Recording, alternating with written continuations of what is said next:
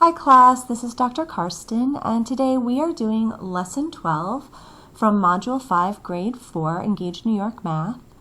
And today's lesson is looking at benchmarks and fractions and how we can use benchmarks to compare different fractions. So the first thing you're probably asking is, what is a benchmark? Well, a benchmark is like a standard or a point of reference that you can compare things to. Even a checkpoint, think of a checkpoint in a video game. And if you make it to the halfway checkpoint, you know you're about halfway through the video game, and then you can think, oh, I'm a little past that, a little before it. So that's what a benchmark is. And the ones that we are really going to be focusing on today for our lesson are going to be 0, 1/2, and 1. So we're going to be looking at those benchmarks for fractions and how they can help us to compare different fractions. So let's start with really understanding 0 and what kind of a benchmark that is and how that would relate to fractions. So let's say that I have an apple and I've cut my apple into fourths. So now you know that my denominator is 4 because the denominator represents the total number of units, unit fractions that make up one whole, or the number of parts that are in one whole. So again, since I cut my apple into 4 pieces or parts, 4 is in my denominator. Now if I have none of that apple, that means that I have a 0 in my denominator. And that is a way of writing 0 in fractions in fourths. Similarly, let's say that we have a pizza. And pizzas are often divided up into 8 slices, so 8 parts or 8 pieces, 8 units. But let's say I have none of that pizza. Well, then I'm going to have a 0 in my numerator, because again, the numerator is the number of pieces that we have. When we're doing tape diagrams, it's the number that are shaded in, the number of pieces shaded in. So that's the 0 and how we can kind of think of 0 in fractions. So now let's jump over to the 1 benchmark. Let's go back to that apple. So again, I cut my apple up into 4 slices, but now let's say that I have all of those slices. I would put a 4 in the numerator, and this would show that I have the entire apple. It's cut into 4 pieces, but I have all 4 pieces, so I still have the whole apple. Let's think of that pizza. So the pizza was cut up into 8 slices, but now I have all 8 slices. So now I have one whole pizza. So these are ways for us to write 1 in fractions or 0 in fractions. And these are going to be useful for our benchmark, so we need to really be comfortable with those. Now let's take a look at this 1/2. So I'm going to just bring this down and give us a little more room to work in, so I'm going to slide this up. So if I'm working with 1/2, let's think of 1/2 as, let's say that we have 4 marbles. But I want to split that into 2 equal groups. I want to cut it in half. Well, what you can see is that for the number 4, half of 4 is going to be 2 of those 4. So half is going to be 2/4. So again, you know, I have 4 marbles, I split them into 2 groups, and each group has 2, so 2 of 4. Let's take a look and let's say that I have 6 marbles. That one's a little wonky, sorry. So if I cut my 6 marbles in half, I separate them into 2 equal groups, you can see that I have 3. And I could actually draw this as a number line even, where this would be 0, 6. This would be half of them, or 3, 6, because I'd have 1, 2, 3, 4, 5, and here's my 1, or 6, 6. Similarly, I could have done that for the fourths. Here I'd be at 0/4, 1/4, 2/4, 3/4, and 4/4, which is just 1. Okay, so for 6, we said that 3/6 is equal to half of it. So this is a basic concept of what we're looking at with fractions and understanding the idea of having, you know, the 0/4 versus 2/4 versus 4/4. So if you're a little confused, I have brought a bunch of manipulatives with me today that I'm going to be using. So let's jump into one of those right away. So these are fraction strips. And you can see that in this fraction strip, the first thing that you can see is that there's one whole. And then you can see that we've divided it into two halves. So we have 1/2 here, 1/2 here. It's divided into two pieces. Our denominator is 2. And you can see the size of each one of these halves. Here we've divided it up into thirds, 1, 2, 3. So we have a 3 in the denominator. Here we have fourths, fifths, sixths, eighths. And then if I slide it up, you can see that I even have tenths and twelfths. And you can see that these tenths and twelfths are getting to be really, really itty-bitty little pieces. So I really like working with those. So the first thing that I want us to kind of look at, because we have to be really comfortable with what is the size of a half or a third or a quarter or a fifth for this particular lesson. So let's take a look, and let's just look at this half and compare this half to this fifth. Now when I'm looking at this, what I can see is that this half is much larger than this fifth is. So remember that when the denominator is a smaller number, 2 is smaller than 5, that then there are fewer pieces, and so each piece is much larger. So you can see that. Here there's only 2 pieces. I'm only sharing between 2 people. So everyone gets a big slice of cake. Remember how we've talked about that before. So remember that when the denominator is a smaller number, the piece is bigger than, say, when you're sharing with 5 people, so your denominator is a larger number, 5, but then each piece is much smaller. You have more pieces, more sharing, but each piece is much, much smaller. This concept is going to be crucial today. Crucial means very, very important when we're understanding this lesson, because we're going to be talking about how far away 1/5 is from 0 versus how far away 1/3 is from 0. Now I do have another thing I want to show you. I'm going to show you one more thing in here. Well, actually, let's do that first. So let's go ahead, and similar to how we just compared a half and a fifth, let's go ahead and let's take a look at a fourth and maybe a 12th. I think that would be a really great comparison. So let's look how large a fourth is. And you can see again, a fourth is going to be much larger than 1/12. Again, the denominator is a smaller number, fewer pieces, but each piece is bigger. Whereas in twelfths, you can see that each one of these is an itty-bitty little piece. Now, this other thing that I brought along that should make this even more clear, let me just make sure that I pull the correct number of pages out of my pile, is that I went ahead and I cut these up for us so that we have really a good reference point to see how big they all are. That a half is a lot bigger than a third, and a fourth is getting smaller, a fifth is even smaller, a sixth is smaller, an eighth is smaller, a tenth is smaller, and then we have our 12th way down here that's teeny weeny. And again, you have to really be comfortable with this. I am making fraction strips available to all of you in our Google Classroom. You'll be able to download some that I made, so definitely make sure you take a look at those. You can print them out or work with them in Kami, but I want you to be really comfortable with this concept. Okay. So what I did was I took these fraction strips, and I turned them into number lines. So here you can see it's basically going to be the same thing, only in a number line format. And I want us to take a look at this. What I really want us to focus on first is 1/2. So you can see that each one of these number lines is the same length. And if I were to divide one of these number lines in half, it's going to be right here in the middle. And you can see that this would be the middle of all these number lines. So let's take a look at what fractions are in the middle of all of these number lines. And I want you to see if you can find a pattern. So if you look here, I have 1/2. Right here I have 2/4. Right here I have 3/6. Right here I have 4/8. Right here I have 5/10. And right here, I have 6/12. Are you noticing a pattern when you look at those?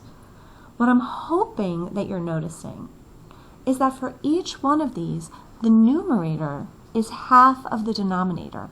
So here, let's start here. When I have 1 in the numerator and I have 2 in the denominator, 1 is half of 2, so I know this is equal to 1/2. Here, I have a 2 in the numerator and a 4 in the denominator. 2 is half of 4, so this fraction is equivalent to 1/2. Here I have a 3 in the numerator and a 6 in the denominator. 3 is half of 6, so this is equal to 1/2. Here I have 6. 3 is half of that, so here they're all together. Here they're split into two groups, so this is half, and there's 3 1/2. Let's look at 4. So here we have 4 in the numerator and 8 in the denominator. 4 is half of 8. 5 is half of 10. 6 is half of 12. So these are all equivalent to 1/2. I could even do 50 and 100 and say that if I have 50 over 100, that would be equal to 1/2 because 50 is half of 100. So I need you to really be paying attention to this in today's lesson so that if you see a number, even say 10/20, that's equal to 1/2 because 10 is half of 20. We need to be really comfortable with these.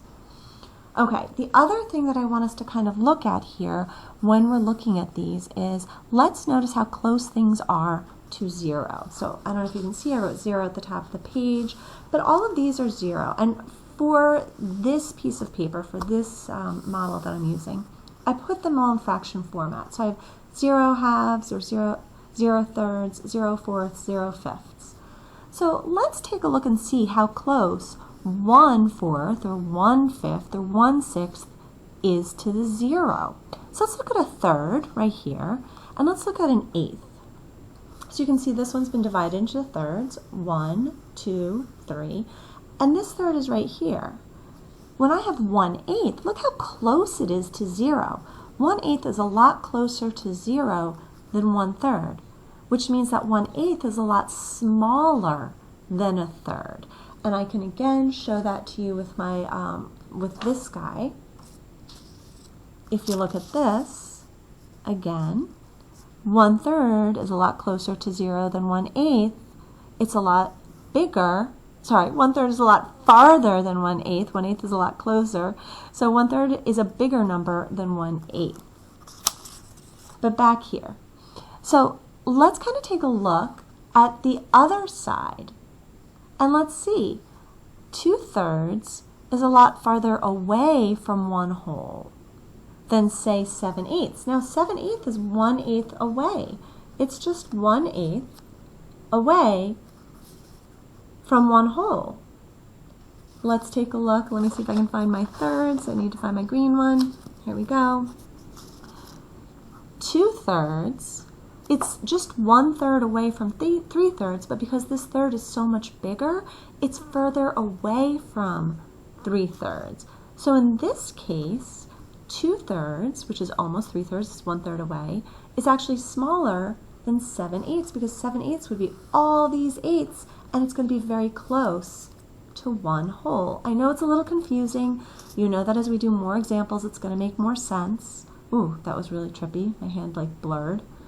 Okay, so let's take a look now at, let's compare things that are close to 1/2. Now let's take a look at maybe 4/6. Now we know that when we're dealing with sixths, we have 3/6 right here. We know that 3 is half of 6, so I know that this is equal to 1/2. What I can do is if I look at 4/6, I can see that this is really, really close to 3/6. It's greater than 3/6, so it's greater than 1/2, but it's really close to 1/2. It's between 1/2 and 1/2, and it's closer to the half, versus, let's say, 5/6, which is closer to a whole. I could look at 2/6, then I could say, well, 2/6 is really close to 1/2, because again, we know this is equal to a half. 2/6 is close to it. It's greater than 0. It's less than a half, but it's definitely closer to a half than, say, 1/6. 1/6 is closer to 0. 2/6 is closer to a half. They're both in between 0 and a half.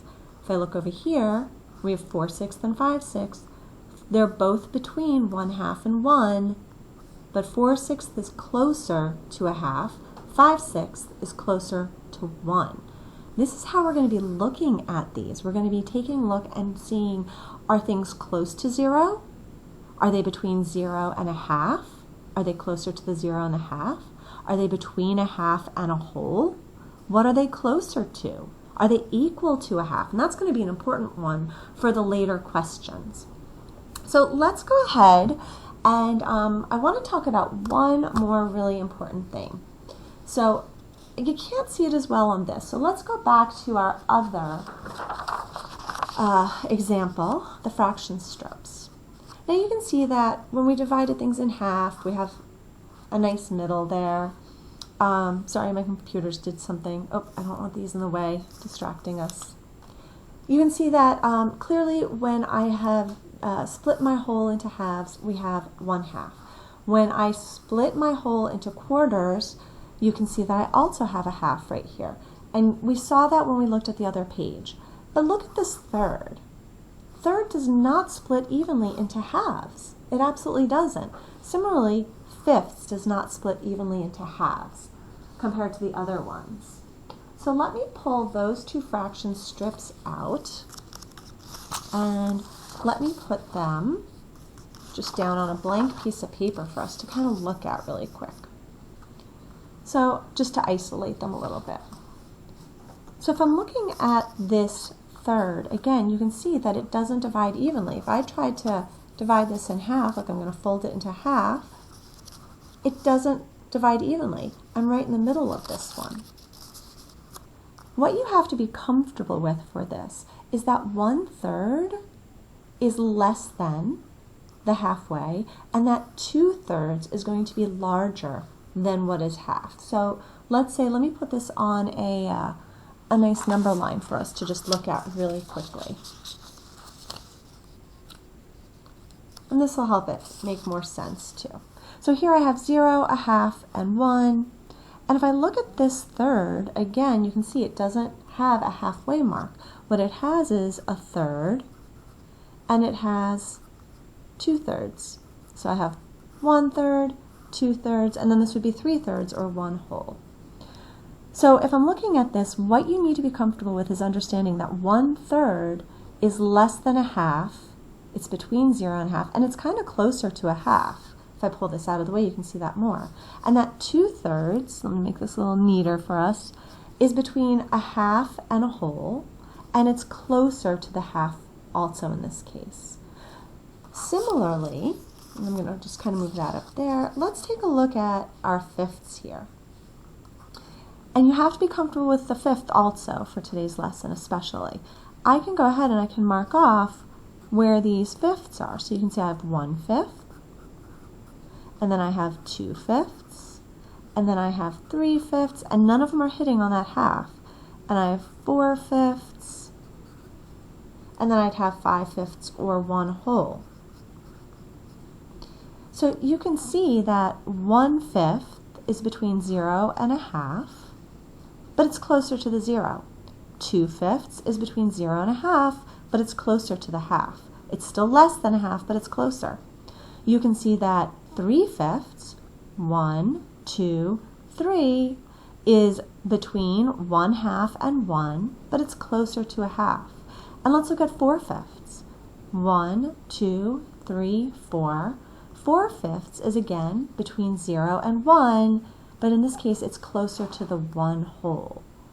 So you need to feel comfortable with this idea of halves and fifths, and that thirds and fifths, and that they don't line up perfectly with that halfway mark and what their values are compared to our benchmarks of 0, 1/2, and 1 whole. So let me erase this, and let's kind of do some more examples of comparing fractions. And what I want to start with is, I'm going to start with fourths and tenths, because I like comparing those because there's a definite difference between them. They are both going to have halves for us. Sorry you had to watch me clean up our page, but I do need something to work with. So I'm going to grab my fourths, and I'm going to line them up right here for us. And I'm going to grab my tenths. And let's just really quickly compare fourths and tenths and see where they line up here. So let's go ahead. I'm going to mark off where 1/4 is, and I'm going to mark off where 1/10 is. And I can erase this mark a little better. Okay, let me make this darker. It's a lot brighter in here than it was when I was working on this earlier. And here we have 1/10. Okay, so if I'm looking at these, because 1/4 is a lot bigger than 1/10, itty bitty, decent size, if I'm looking at this, I can see that 1/4 is further away from the 0, whereas 1/10 is much closer to the 0. So 1/4 is larger than 1/10 if I look at it like that. Similarly, let's go over here and let's go where we're almost at a whole. So I'm going to mark this one off because this is 3/4. So I have 1, 2, 3/4. And let's do 9/10, because 9/10 is almost 10/10. So it's really close to one whole, because this would be 10/10. So now this one is further away from 1. 3/4 is further away from 1 than 9/10. 9/10 is really close to one whole. So now 3/4, even though it's only a fourth away, is smaller. It's a smaller number. It's this long versus 9/10, which goes up to here. It's from here to here. So you're looking at the relationship of these fractions to our benchmarks, 0, 1, or 1/2. And again here, who's closer, who's farther away? If this one's closer to one whole than this one, then he must be bigger than this one. So that, let's do, I did this right, sorry, got distracted for a second, hearing lots of little noises in my house. Usually I do these much later at night, so it's quiet. But I had a little mistake in the other one. I said something right, did it wrong. So I just wanted to correct it really quickly. Okay, so with this said, let's go ahead and let's jump into the problem set. Now in this video, I'm only going to do problem 1 of the problem set. And that's because last night, when I originally made these videos, I actually had a little glitch occur where I lost half of a video and then I redid it, and then it was really late at night, and that's why I said something right, but I wrote a symbol wrong, and I was really disappointed, and I'm redoing this video because I can't leave that up. So let's take a look at this. So the problems 2 and 3 are in a different video. Make sure you finish watching this one first.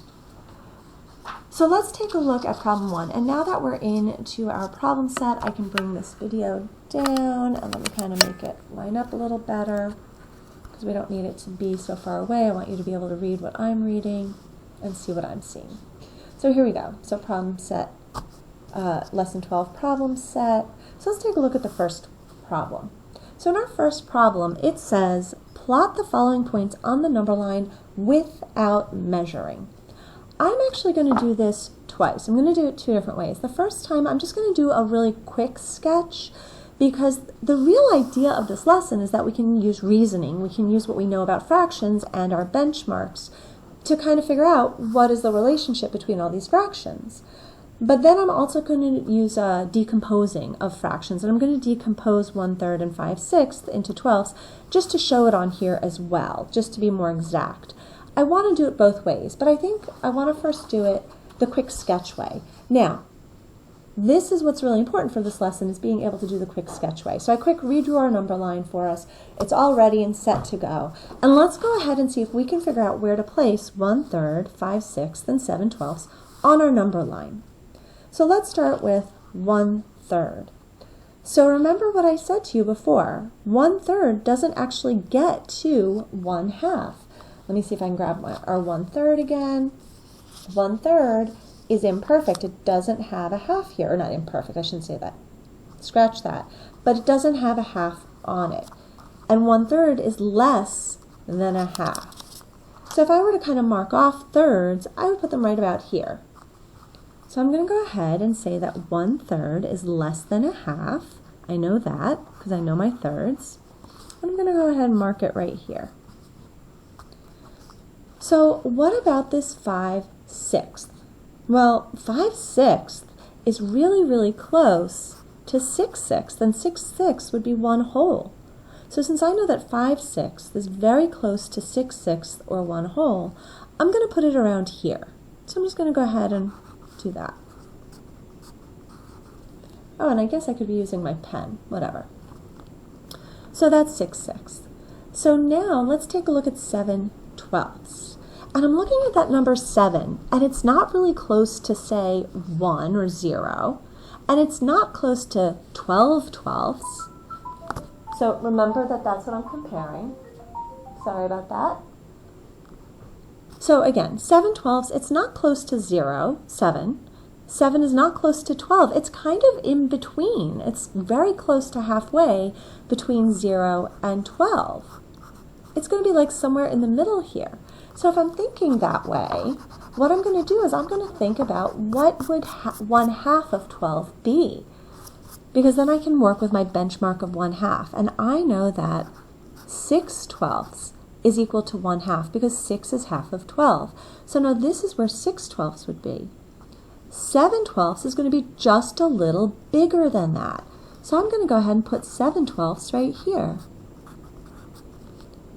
So now I kind of have an idea, and actually 5/6 would probably be closer to here, but that's okay, it's a quick sketch.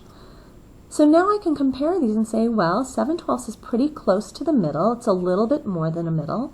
1/3 is a little less than a half, so 7/12 is a little more than half, 1/3 is a little less than a half, and I know that 5/6 is almost at 1. So now I could take this information and I can answer these questions down here.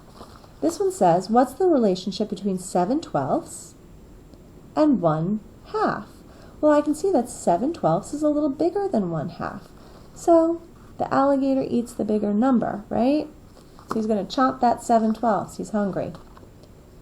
Similarly, let's go over here and let's take a look at 7/12 and compare it to 5/6. 7/12 is really close to a half, but 5/6 is really close to 1. So 7/12 is larger than 5/6. So let me make sure I'm doing, so 5/6, I knew I was saying it backwards, sorry. 7/12 is close to a half, 5/6 is close to 1, so 5/6 is larger than 7/12. I knew I said it backwards. There we go. And that's how I would draw it. Again, the alligator eats the bigger number, he's going to eat that 5/6 because it's closer to 1 whole. So now let's do this with decomposing. Let's be more exact for this problem. And let's see if we can do that. So I'm going to go ahead and I'm going to take a look at these numbers. And what I know is that 3 and 6 are both factors of 12. So I'm going to decompose those into 12ths. So let's remember how we decompose fractions. So let's take this third and turn it into 12. So I have 1/3, and I want to decompose it into 12ths. Ooh, but I don't know how many 12ths I'm going to have. That's what I'm going to figure out. I just know that I want to turn this sized pieces into this sized pieces. So remember, we always start with our original fraction. I'm going larger, I'm decomposing, so I'm multiplying. And then what I'm going to do is I'm going to figure out 3 times what number gives me 12. And everyone should know at this point that 3 times 4 gives you 12. I could always have said 12 divided by 3 gives me that number I'm looking for. And whatever I do in the denominator, I must do in the numerator because 4 over 4 is just 1, so you're really just multiplying by 1. So whatever I do in the denominator, I do in the numerator. 1 times 4 is 4. So now I have 4 12ths. What I can do is I can go ahead and draw my 12ths in here. So I'm going to try and do a good job. Trying to do this as evenly as I can, because remember, it's all about equal parts or pieces or units. That's pretty good. 1, 2, 3, 4, 5, 6, 7, 8, 9, 10, 11, 12. That guy's a little off, but it's good enough. So I want to put 1/3 on this number line, and I'm going to use the equivalent fraction of 4 12ths, because I know this is equal to that. So 1, 2, 3, 4. So this is where my 1/3 can go. Now let's go ahead and do the same thing with 5/6. So if I want to decompose 5/6 into 12ths, I'm going to do it up here. So 5/6, then I want to turn it into 12ths. I'm trying to make sure I don't run out of room here.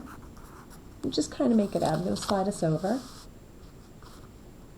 So I'm going to take my original fraction, and 6 times what gives me 12, and I hope everyone says 2. Again, 12 divided by 6 gives me 2.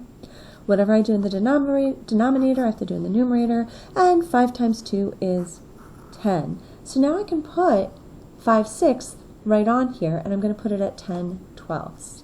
1, 2, 3, 4, 5, 6, 7, 8, 9, 10. So this is where my 5/6 goes.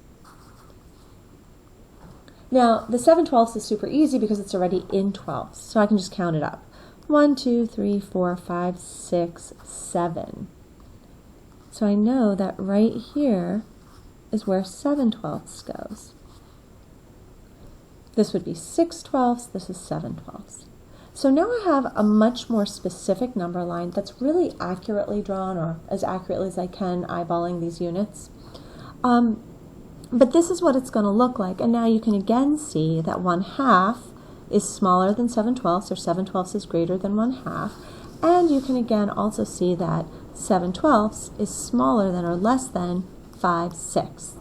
So here you can see how this works with a much more specific number line. But again, I really, for this lesson, want you to think in terms of doing your number lines as a quick sketch, because as we move on, we actually aren't even going to use a number line anymore. We're just going to be thinking about it. We're not even going to be this specific.